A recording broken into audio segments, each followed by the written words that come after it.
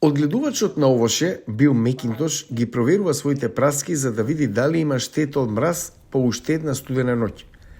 На крајот на март во Беривил, Вирџинија, на околу 120 км западно од Вашингтон, имаше мраз и тоа не е ретка појава. Но она што беше необично е што во февруари беше најтопло досега во Вирџинија. Праските почна рано да цветат. This year we're probably every bit of Веројатно сме на 3 недели понапред од она што треба да биде една нормална сезона. И веројатно сме една недела, ако не и 10 дена порано во споредба со сезоната минатата година. Мекинтош вели дека раните топли сезони се случуваат почесто.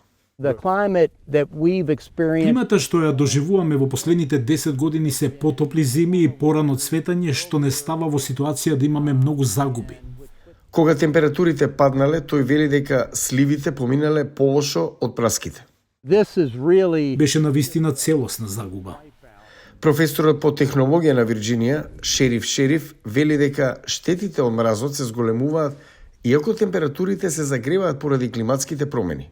The reason is not because Причината не е затоа што имаме повеќе денови со мраз, отколку порано, туку промената во цветањето.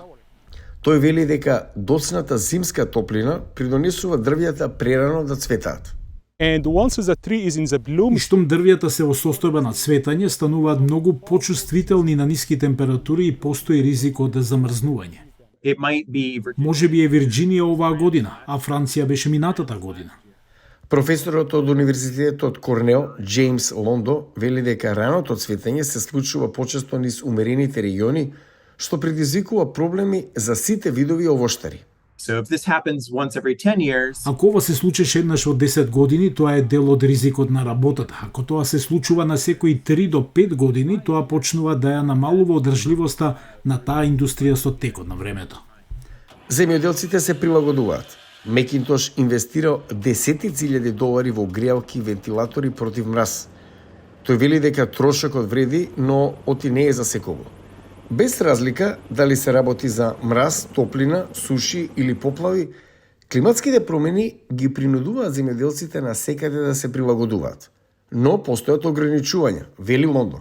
you can do all sorts of things to try to Можете да направите секакви работи за да се обидете да ги намалите влијанијата врз климата. И ние ќе мора да го направиме тоа. Во одреден момент економијата нема да издржи. Со планета што се менува, многу фармери ќе треба да променат што, каде и како произведуваат.